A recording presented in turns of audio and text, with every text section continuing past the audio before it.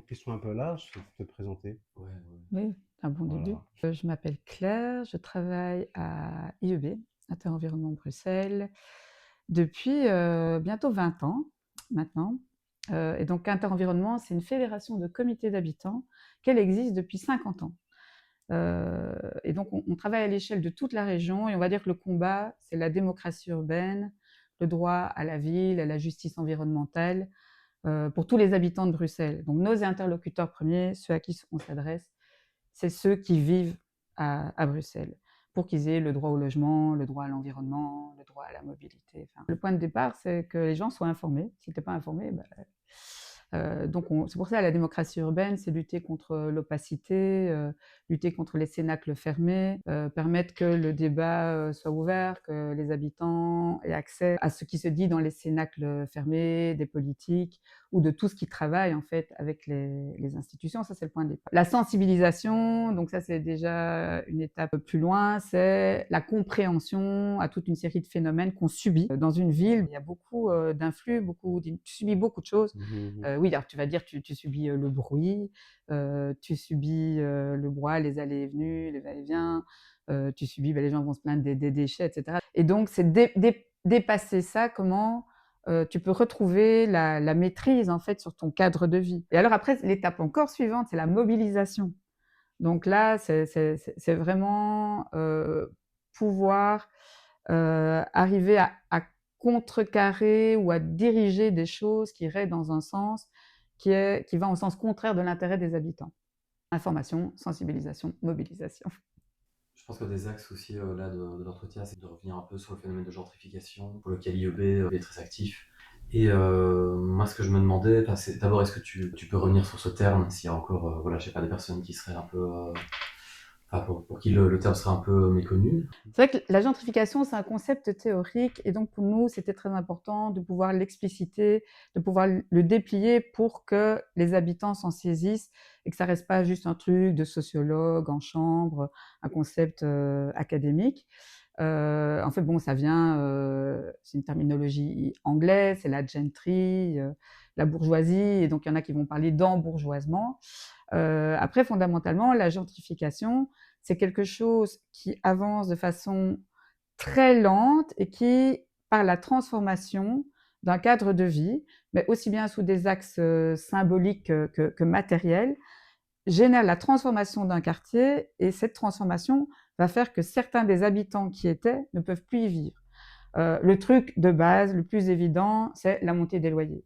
Si tu sais plus payer ton loyer, tu vas déménager et tu vas chercher un autre lieu de vie où il y a un loyer pratiqué qui est abordable pour ton portefeuille. Après, il y a d'autres éléments qui peuvent t'amener à quitter un lieu. C'est que tous tes liens communautaires, l'école de tes enfants, les commerces que tu fréquentes, se met à se transformer, devient aussi inaccessible, où tu ne t'y retrouves plus. Une transformation lié plus à un capital culturel. Et là, on est plus dans les transformations symboliques. Donc la gentrification, ça touche à de multiples éléments du cadre de vie, et c'est certainement pas un processus naturel. Il y a des gens qui cherchent à dire oui, c'est normal, il y a des quartiers qui s'enrichissent et des quartiers qui s'appauvrissent. C'est comme ça, c'est la vie, et les gens se déplacent et on doit être résilient, on doit s'adapter par rapport à ça.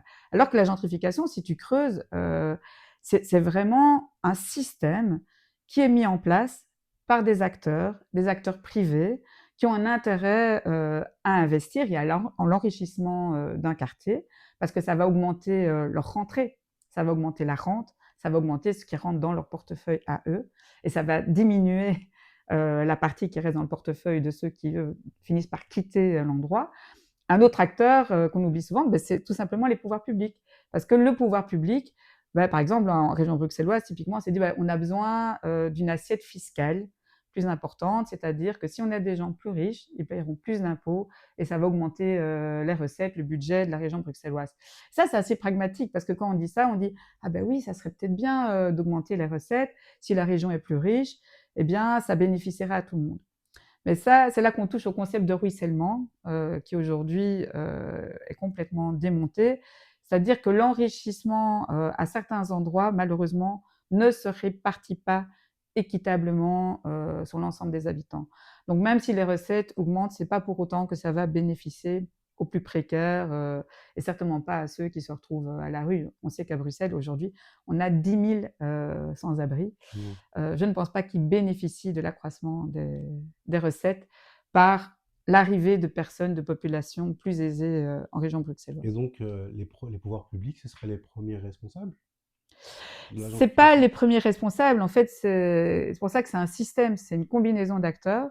Et dans cette combinaison d'acteurs, c'est évident que les acteurs privés, bon, nous on va penser en premier lieu à des investisseurs, à des promoteurs.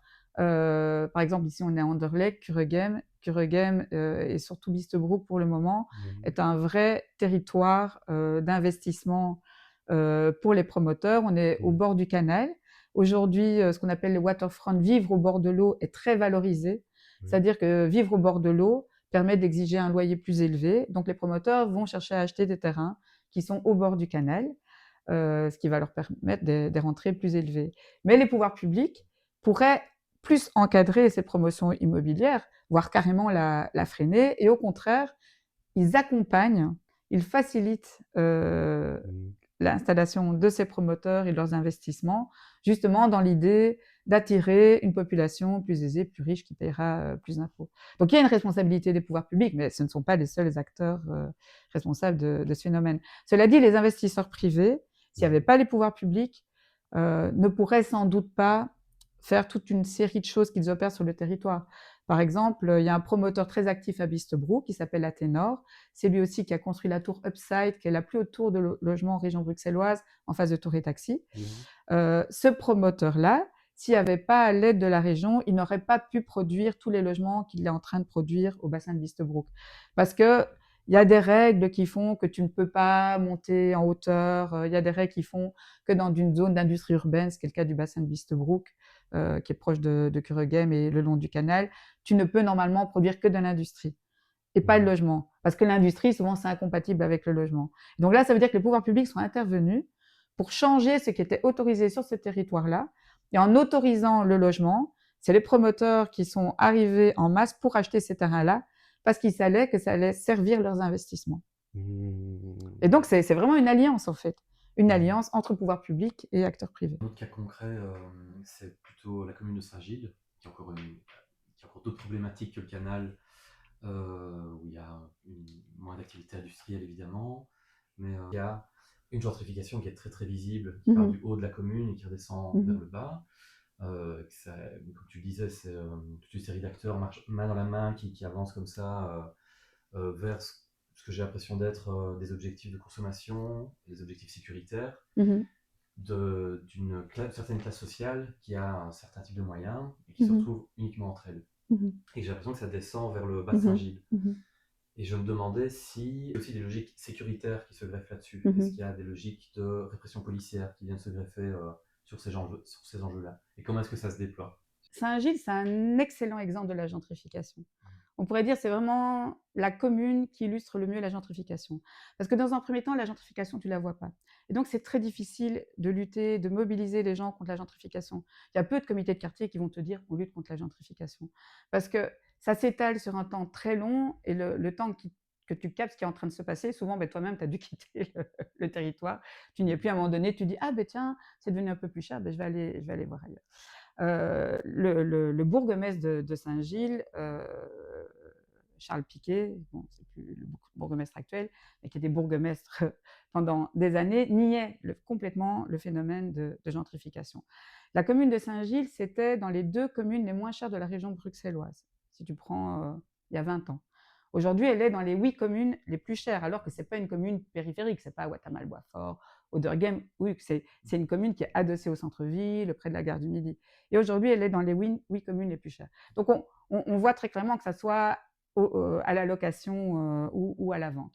Donc très clairement, c'est une commune et c'est parti effectivement du haut, qui était quand même déjà plus bourgeois, alors que le bas de Saint-Gilles, c'était comme Kuregem.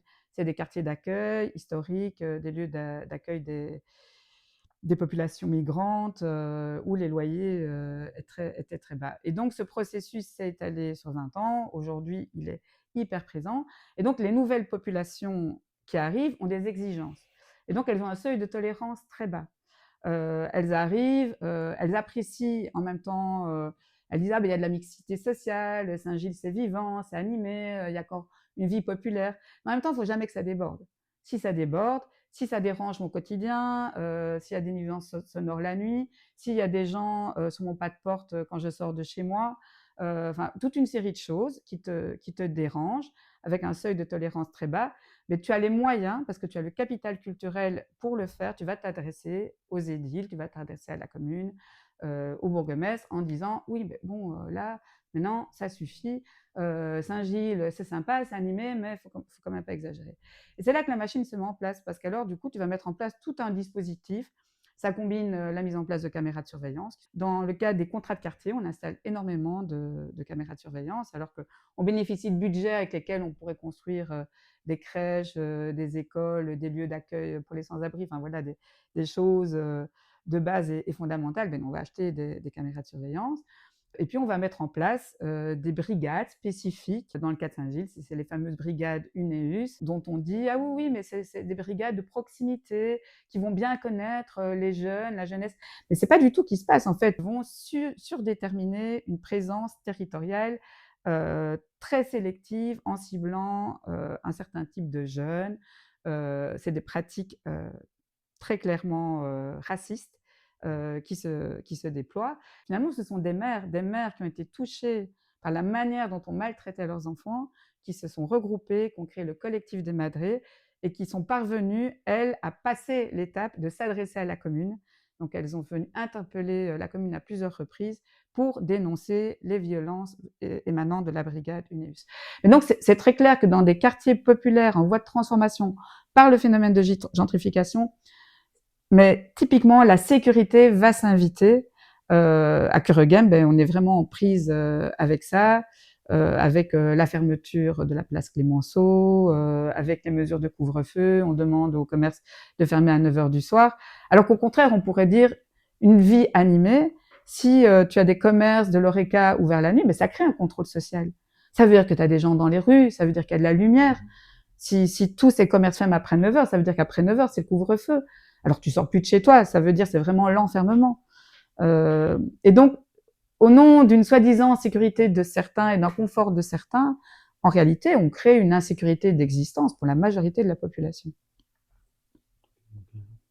Et d'ailleurs, pour revenir en Anderlecht, les signes les plus visibles de la gentrification en Anderlecht, ce seraient lesquels si tu devais les citer? Parce que je sais que vous avez sorti une carte d'ailleurs, que j'ai ramenée ici. Tu peux la prendre si tu veux. Et j'aimerais que tu me parles un peu plus précisément des signes de la gentrification sur Anderlecht. Donc voilà, moi je fais partie de 1070 contre la gentrification, qui est un collectif assez récent, qui existe depuis à peine 2 ans, qui rassemble des associations, des habitants d'Anderlecht, qui eux ont décidé de se saisir justement de ce concept-là spécifiquement et d'aider aussi à le comprendre, à comprendre ce qui était en train de se passer. Et donc on utilise plein de moyens. Il y a une boîte de jeux qui s'est créée pour voilà, pouvoir l'aborder aussi en famille, de façon ludique. Et on a aussi créé une carte. Et cette carte, en fait, elle rend visible tous les logements qui se sont construits sur le territoire d'Anderlecht en 25 ans, depuis 2000 jusqu'à 2025. Et on a mis en noir tout ce qui était logement privé, en vert les logements sociaux, et en bleu, c'est les logements CityDev. Ça, c'est typiquement ce qu'on appelle le logement pour la classe moyenne, parce que c'est de l'accès à la propriété, mais un petit peu moins cher. Et donc, les logements CityDev se font beaucoup dans les quartiers populaires. Et on dit c'est un peu le cheval de Troie de la gentrification, parce que graduellement, ça amène un nouveau public qui, après 20 ans, va revendre son logement, et entre-temps, le quartier aura changé, etc. Et donc, on a fait apparaître sur cette carte tous ces types de logements pour montrer qu'il y a beaucoup plus de noirs. Donc, ça veut dire qu'il y a beaucoup plus de logements privés que de logements sociaux qui sont vraiment très résiduels. Et le fait de dessiner vraiment le territoire avec les gabarits il y a aussi des repères, c'est-à-dire qu'on va voir les abattoirs, Saint-Guidon, la gare du Midi. Les gens peuvent se situer. Et il y a des gens qui sont saisis de la carte et disent « Ah oui, mais en fait, moi, j'habite là et je savais même pas qu'il y avait ce projet-là. » Parce qu'en fait, on fait aussi apparaître ce qui est en cours, ce qui n'est pas encore construit. Et ça, c'est toujours souvent on arrive trop tard. Tu vois les choses quand les grues sont là et que le bâtiment est en train de se construire. Et donc la carte, c'était aussi l'idée de pouvoir en amont anticiper ce qui allait arriver pour pouvoir intervenir avant que ça n'arrive. Anderlecht, c'est une très très vaste commune et c'est sans doute dans les territoires les plus centraux, donc Kuregem, où on sent le plus le processus de gentrification, peut-être jusqu'à Saint-Guidon. Parce que ce sont des territoires justement qui sont proches de la gare du Midi. Et c'est connu que là où tu as une gare TGV, c'est le lieu d'arrivage des touristes, c'est le lieu d'arrivage du business. Et donc, il y a une volonté que dans ces lieux où arrivent le business et les touristes, le lieu soit safe, qu'on montre des vitrines qui conviennent aux exigences et à la demande de ce public qui débarque. À mon époque, on parlait de quartier défavorisé. À Kuregem, on disait que c'était un quartier défavorisé. Maintenant, de plus en plus, il y a le terme quartier stratégique qui ressort. Ça passe par tout un vocable comme ça, de revitalisation, etc. La gentrification, c'est un phénomène qui use beaucoup de concepts.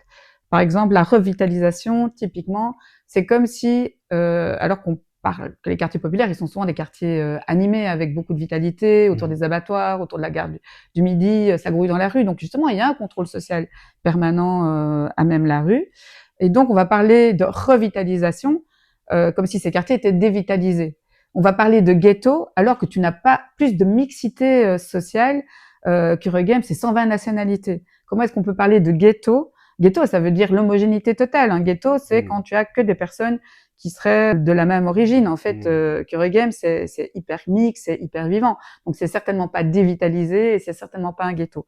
Et tu as toute une terminologie, effectivement, utilisée par les pouvoirs publics avec des dispositifs urbanistiques où on dit, tiens, zone d'opportunité stratégique, zone de revitalisation, etc. Et tout ça est destiné à amener des capitaux vers ces territoires-là, justement pour faire en sorte que les investisseurs débarquent et se dire, ah, là, il y a moyen de faire de la plus-value. Et typiquement, dans un quartier populaire, tu peux faire beaucoup plus de plus-value. Puisque dans un quartier populaire, au départ, le foncier, le sol, il est pas cher. Si tu investis et que tu fais monter les valeurs foncières, toi, tu achètes un terrain pas cher, tu construis dessus des logements et tu revends cher. Et c'est toi qui empoches la plus-value. Tu feras pas la même plus-value à Uccle. Les loyers augmentent beaucoup plus dans les quartiers de rénovation urbaine, qui sont les quartiers centraux, que dans les quartiers périphériques. Les loyers augmentent plus à Molenbeek, à Kuregem et dans le bas de Saint-Gilles. Par exemple, sur la dernière année, à Anderlecht, les loyers ont augmenté de 6%. Dans le même temps, à Oudergem, ils ont augmenté seulement de 2%. Et donc, à un moment donné, ce qui va faire qu'à un moment donné, le public, le problème, il sait même plus se déplacer. Il est obligé de quitter Bruxelles. Et c'est ce qui se passe, en fait, c'est que tu as les classes populaires et même les classes intermédiaires, celles qui sont au-dessus des classes populaires, qui quittent Bruxelles, mais elles peuvent pas aller s'installer dans le Brabant wallon, ce qui est aussi très cher. Donc, tu as vraiment une éjection. Tu dois déjà aller très loin. Souvent, elles s'installent dans le Hainaut, là où tu trouves encore des logements moins chers. Je te coupe parce que tu as dit un mot intéressant. Tu as parlé de classe intermédiaire, alors que généralement, on parle plutôt de classe moyenne. Tu pourrais nous dire pourquoi vous utilisez plutôt le terme classe intermédiaire? Alors bon, c'est un peu le papa de la lutte contre la gentrification en région bruxelloise, Mathieu Van Kreekingen, qui insiste beaucoup sur le fait de parler de classe intermédiaire plutôt que de classe populaire ou de classe moyenne. La classe intermédiaire, ça montre en fait qu'il y a un gradient. C'est aussi un peu pour briser la culpabilité. Enfin voilà, ah mais toi t'es de la classe moyenne.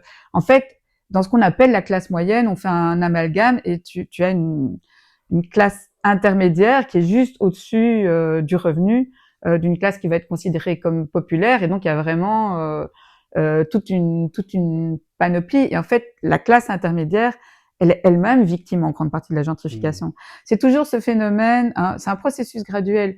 Donc, comme on parlait de Saint-Gilles, le Cheval de Troie, c'est des artistes relativement précaires en fait, qui vont s'installer, mais qui vont amener de l'animation, ils vont amener du beau, ils vont amener des œuvres d'art, etc. Donc, ça va rendre le quartier plus attractif. Et ils vont contribuer à leur corps défendant à une augmentation en fait des prix, qu'eux-mêmes ne seront plus payés, ils vont se retrouver chassés. Eux, ils sont, c'est certainement pas, ils embourgeoisent pas, ils sont juste une classe intermédiaire qui se retrouve elle-même éjectée du territoire. Tu mentionnes Mathieu Van Krickingen, et on voulait le rencontrer d'ailleurs, on souhaitait faire une vidéo avec lui, donc, qui est l'auteur de Contre la gentrification. Et bon, il nous a répondu très gentiment que apparemment il a déjà beaucoup intervenu dans les médias, il en a déjà beaucoup parlé, et souvent ben, les détracteurs reviennent en disant, mais en soi, voilà, c'est un truc d'un télo, etc. C'est toujours les mêmes auteurs qui reviennent, qui parlent de ça. Donc moi, la question que je me pose, c'est est-ce que vous n'êtes pas les seuls, entre guillemets, à combattre, les seuls résistants voilà, à la gentrification, et à en parler, à tenter de la sensibiliser autour de ce sujet-là? En fait, il y a 15 ans, la gentrification, elle était portée que par quelques chercheurs, scientifiques. Même Inter-Environnement Bruxelles, on va dire, on a vraiment commencé à s'intéresser à partir de 2009. En fait, on a commencé à s'y intéresser quand on a vu les transformations justement autour du canal. C'est pour ça qu'on a commencé à travailler beaucoup sur les territoires qui bordent le canal, parce que c'est là que le processus était très visible et qu'on commençait à apercevoir les dégâts qu'il causait. Et donc aujourd'hui, il y a quand même peu d'acteurs qui vont nier le phénomène de la gentrification. Des tas d'acteurs qui autrefois le niaient, aujourd'hui assument qu'il y a de la gentrification. Aujourd'hui, quand tu lis un diagnostic d'un contrat de quartier, c'est le cas par exemple des contrats de quartier sur le quartier Vart, où on est là maintenant. Maintenant, ce sont ces diagnostics même qui disent il y a un processus de gentrification, il faut pouvoir le freiner parce que ça pose quand même problème pour les populations en place. C'est ce qui fait que tu as un plan d'aménagement directeur dans ce quartier-ci qui prévoit que dans tout projet privé, tu dois englober 25% de logements sociaux pour justement contrer le phénomène. Donc ça montre qu'aujourd'hui, c'est quand même relativement reconnu. Ouais. Après, les gens n'aiment pas le reconnaître. Ce qui se passe, c'est qu'ils ont l'impression que la gentrification est quelque chose qui va bloquer les processus de rénovation. Et donc, ce qui dérange aussi aux entournures, c'est de dire « Ah mais non, vous pouvez pas faire un jardin, vous pouvez pas planter des arbres, vous pouvez pas rénover les trottoirs parce qu'alors les prix vont monter. » Et donc, en fait, on nous met tout le temps face à une alternative infernale de dire « Ben non, on peut pas être contre la gentrification parce que si on est contre la gentrification, on est contre la rénovation. » Et ça fait un faux procès. Justement, si tu encadres les loyers, si tu prévois des logements sociaux, si tu crées suffisamment de lieux d'accueil pour les sans-papiers, sur les sans-abri, etc., tu peux tout à fait imaginer une ville où les trottoirs sont bien refaits, où il y a les avenues sont arborées, où les façades sont peintes en couleur et que les prix ne montent pas. Par exemple, les pouvoirs publics, même si moi je le reconnais dans les diagnostics des contrats de quartier, ils vont pas avoir envie de mettre en avant qu'un phénomène de gentrification, parce qu'à ce moment-là, ça les bloque dans le fait d'attirer les investisseurs. Quelque part, ils seraient obligés d'être tout le temps dans une espèce de contradiction interne. Et donc, pour évacuer cette contradiction, on n'en parle pas, on sait qu'elle est là, mais on continue à dire, ben oui, il faut que la ville évolue, assurer la mixité sociale, l'internationalisation, la touristification. Sans nommer précisément le problème, quoi. Donc on tourne toujours autour du pot. Ouais. Pendant ça me faisait penser à la culpabilité des habitants, des habitantes. Tu parlais d'artistes précaires, notamment qui viennent s'agir. C'est un truc de plus en plus généralisé, et notamment des gens qui viennent de Paris. Donc, il y a une espèce de truc comme ça de rejet tout à coup de Parisiens qui viennent à Bruxelles, mais en même temps de Parisiens qui ne pouvaient plus payer leur appartement là-bas, donc ils viennent ici, ça peu moins cher. Donc à un moment donné, on ne peut pas leur dire disparaissez, ils doivent forcément vivre quelque part, etc. Mais en même temps, il y a cette conscience de participer à une gentrification, donc de culpabilité. Et donc c'est vrai que oui, j'ai l'impression que c'est, pour revenir sur la question d'Abdel, c'est ce qui fait que c'est dur de créer, à mon avis, de la matière ou de la matière suffisamment vue et partagée là-dessus, parce que tout de suite, ça met face à sa propre culpabilité que moi-même je peux ressentir en étant dans un quartier assez tranquille, préservé, etc. C'était un peu au-delà des moyens déployés, etc. par IEB. Est-ce qu'il y a, c'est une question un peu naïve, mais est-ce qu'il y a des moyens un peu individuels ou par petits groupes de lutter contre cette gentrification? Je vais prendre l'exemple de Marseille. Je pense qu'il y a plein de parallèles à faire entre Marseille et Bruxelles. À Marseille, tu as des collectifs très actifs sur la question de la gentrification, qui ont mis en place des observatoires de la gentrification. Et donc aussi pour objectiver, parce que tant qu'on reste dans le concept théorique, ça reste quelque chose d'impalpable en fait. Et finalement, la revendication la plus évidente à l'encontre des pouvoirs publics, c'est de dire, mais en fait, il faut encadrer les loyers et créer du logement social pour permettre aux gens de continuer à vivre dans le territoire. Après ça, tu peux l'incanter. T'as l'impression que ça ne bouge pas. Donc du coup, il faut continuer à faire cette incantation. Il y a toute une série de combats à mener là-dessus. Mais après, c'est sur des micro-territoires. Comment tu observes le phénomène de façon très spécifique à un endroit donné et où les habitants là peuvent directement se saisir sur leur territoire du phénomène par rapport à l'arrivée d'un nouveau commerce, d'une tour de bureau, d'une tour de logement de luxe, d'une marina, enfin voilà, de toute une série d'objets dont ils se disent mais qu'est-ce que ça vient foutre là? J'ai pas besoin de ça, j'ai une multitude de besoins. Est-ce que vous en êtes là n'y correspond pas? Et là, ça parle aux gens. Et donc, c'est travailler sur ces questions-là, sur directement qu'est-ce que ça me fait dans mon quartier. Et ça marche en fait. Pour essayer de comprendre le phénomène et mobiliser en fait les habitants autour. Bah, en fait, moi, je voulais te montrer 3 petites vidéos et j'aimerais que tu réagisses là-dessus.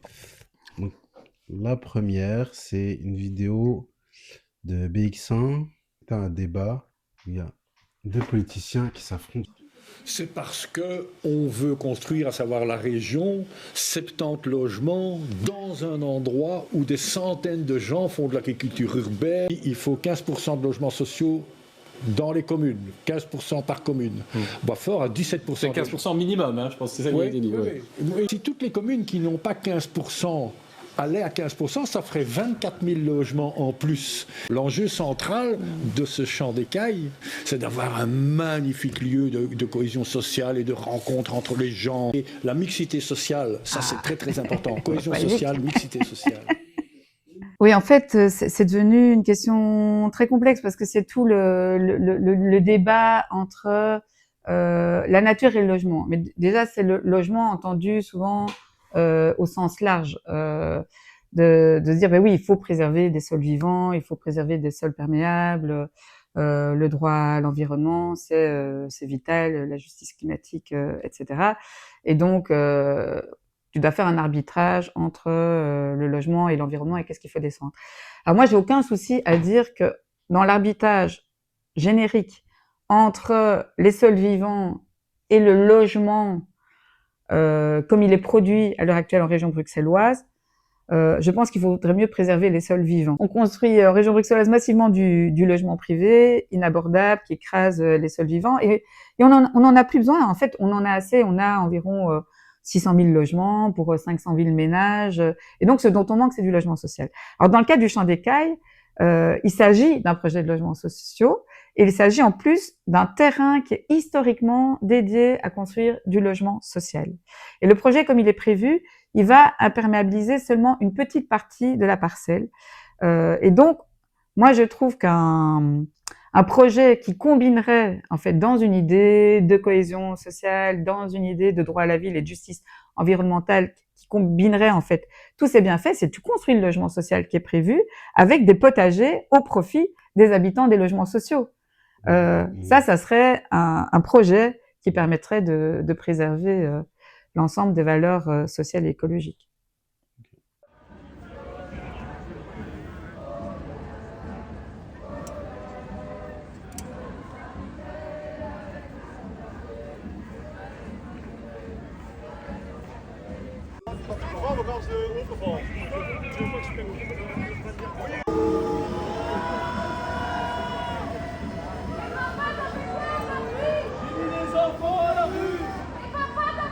Vous avez vu sur BX1 l'interview du syndicat CGSP de la police? Non. Que même le syndicat de la police dénonce les violences policières. Tu y étais, toi, ce jour-là? Oui, j'y étais. Et alors, Oui, j'ai c'était quasi fait tous les rassemblements pour empêcher l'expulsion depuis le mois d'avril. Les rassemblements à la commune, les rassemblements devant là.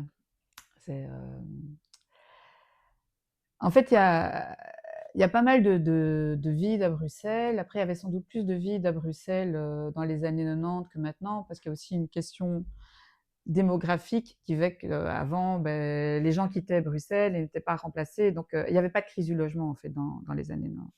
Donc, en ça, on a pu connaître, il n'y a pas si longtemps, on a oublié ça, une ville où la crise du logement à Bruxelles était pas chère. Et du coup, il y avait moins de pression aussi immobilière. Et donc, il y avait du vide. Et finalement, paradoxalement, pas tellement de squat, mais aussi les gens n'avaient pas besoin de squatter puisqu'il n'y avait pas de crise du logement. Donc, en fait, le squat, il apparaît aussi quand le problème arrive. Ça veut dire que quand la rente foncière monte, quand la spéculation arrive. Et donc, c'est quand ça se tend que ça devient nécessaire, en fait, de disposer d'espace de façon souvent précaire, que le phénomène squat et compagnie arrive. Bruxelles, historiquement, n'était pas vraiment une ville de squat. Ce qu'il y a chez nous, au moment où les squats sont arrivés, très vite, ça s'est combiné aussi avec des structures qui conventionnent en fait le squat, et ça crée aussi une mise en concurrence entre ceux qui occupent par survie, en fait, par besoin, parce qu'ils n'ont pas le choix, et ceux, de nouveau, qui ont la capacité d'organiser l'occupation temporaire avec les pouvoirs publics. Et donc là, il y a vraiment une mise en concurrence où dans le rapport de force, forcément, ceux qui arrivent à négocier, et c'est rarement en fait finalement pour du logement, même si maintenant ça se fait parce que les propriétaires ont compris tout l'intérêt parfois d'avoir quand même quelque chose qui permet un entretien du bien, que l'espace soit chauffé, si c'est bien encadré. Mais tu as quand même une mise en concurrence en fait entre différents types d'occupation, squat sauvage ou pas. Tu as encore, par ailleurs, tu as encore du vide, mais de moins en moins. En fait, il y a eu beaucoup de fantasmes sur le vide de Bruxelles parce qu'on vit encore sur cette image du Bruxelles avec énormément de vide. Il y a eu un recensement sur le nombre de logements véritablement vides, parce qu'en plus, il faut pouvoir analyser ce qui est véritablement vide, et finalement, il n'y en a plus autant que ça. Alors, évidemment, dans tout le paysage actuel de ceux qui cherchent à se loger, les familles nombreuses qui n'arrivent pas à se loger parce que tu n'as pas beaucoup de logements, et que dès que tu as de logements 3 chambres ou 4 chambres, et que dès que tu as un logement spacieux, boum, ton loyer il va être à 1 500 euros. Ceux qui se retrouvent à la rue parce qu'à un moment donné, dans leur parcours de vie, ils ont foiré aux problèmes de santé mentale, etc., et qui ne cessent d'augmenter. Et puis, typiquement, les sans-papiers, qui, eux, là, sont vraiment repoussés de partout. Et donc là, on arrive notamment à ce qui est arrivé tout récemment en zone neutre, qui était parvenu, un collectif d'environ 70 sans-papiers, qui, vers 2020, était parvenu à avoir un espace pour l'occuper pendant plus d'1 an au bord du canal, dans des bâtiments vides en l'attente d'un nouveau projet. Une fois qu'ils ont quitté ce bâtiment, ils n'ont pas arrêté de se faire expulser, réexpulser à de nombreuses reprises. Et donc, c'est 70 personnes avec une quinzaine d'enfants, dont des enfants scolarisés. Il faut savoir que dans ces sans-papiers, il y a des gens, en réalité, qui sont sur le territoire belge depuis des années. Les gens ont une image du sans-papier, de la personne qui vient d'arriver sur le territoire. Non, non. Dans ces gens, il y a des gens qui travaillent, leurs enfants sont scolarisés, etc. Ils ont toute légitimité à être sur le territoire. Et ces personnes, on les transbahute de gauche à droite, alors qu'il y a de l'espace pour les accueillir, mais ils n'ont pas les papiers, ils n'ont pas les moyens pour pouvoir se payer les logements comme c'est organisé à l'heure actuelle en région bruxelloise. Et donc, grâce au collectif, la force du collectif, c'est qu'ils arrivent néanmoins à identifier un espace vide qui peut les accueillir, où il n'y a pas de projet dans l'immédiat, qui est adapté. Il y avait des aides possibles pour assurer la sécurisation du bâtiment, pour que tout soit conforme et qu'il n'y ait pas de problème. Et là, c'est vraiment l'intérêt d'un propriétaire privé, à lui tout seul, qui parvient à secouer tous les acteurs possibles, tant les forces de l'ordre que la commune, pour faire en sorte que ces gens soient expulsés, effectivement, certes de sa propriété, mais en l'occurrence, Zone Neutre était prêt, n'a eu de cesse en fait de tenter de négocier une convention pour pouvoir rester dans cet espace. Et le propriétaire n'a jamais rien voulu savoir, alors qu'il n'a même pas de permis d'urbanisme dans les mains. certes, il veut faire un hôtel à cet endroit, mais il n'a pas le permis pour faire cet hôtel. Donc, il y en a encore pour des mois. Donc, il pouvait tout à fait laisser ses familles tranquillement pendant plusieurs mois, Et le temps apparemment, d'exécuter son permis. ouais, désolé de te couper, mais apparemment, un nouveau lieu avait été trouvé déjà, non? À Olivet Ouais, ouais. ou... Et ce qui est, enfin, vraiment, dans ce cas-ci, c'est tellement bête et méchant, moi je dis, de les avoir expulsés, parce que de un, en fait, le propriétaire, il a fait appel à une procédure qu'on appelle la requête unilatérale, qui suppose que tu n'as pas d'interlocuteur en face. Donc, tu ne sais pas à qui t'adresser, et donc tu utilises une procédure unilatérale où l'autre partie, en fait, n'a pas le droit de se défendre. Et donc, sur cette base-là, il a obtenu sa requête en expulsion. Zone Neutre est en recours contre cette requête en expulsion et l'audience n'a pas encore eu lieu. L'audience, elle aura le lundi 3 novembre. Et donc, on n'est même pas sûr de la légalité de la requête qui a généré l'expulsion violente qui s'est passée le 17 octobre. Deuxièmement, le collectif Zone Neutre, conscient que le propriétaire ne voulait absolument pas qu'il reste à cet endroit, s'était mis en quête de trouver un autre espace pour reloger les 70 personnes. Et ils avaient fini par trouver, du côté de Woluwe, un espace adapté où là, le propriétaire était d'accord de passer les fameuses conventions, une convention de 2 ans. C'est un rêve, bon, limité, mais pour des sans-papiers, disposer d'un endroit où tu peux te domicilier, ça leur ouvre accès à toute une série de droits. Et donc là, ils étaient dans l'entre-deux, dans l'attente de l'aménagement de ce nouvel espace qui est situé à Woluwe, où les choses se dessinent très bien, où il y a une convention qui est quasi signée. Et donc, tout ce qui était demandé au propriétaire du Square de l'Aviation, c'était d'attendre quelque chose de l'ordre d'un mois. Il suffisait qu'il patiente un mois. Et il a préféré faire appel à la justice, aux forces de l'ordre et expulser violemment, en fait, ces familles, et dans des conditions vraiment déplorables. En fait, quand elles ont été délogées, toutes leurs affaires ont été balancées dans des camions poubelles, sous leurs yeux. Wow.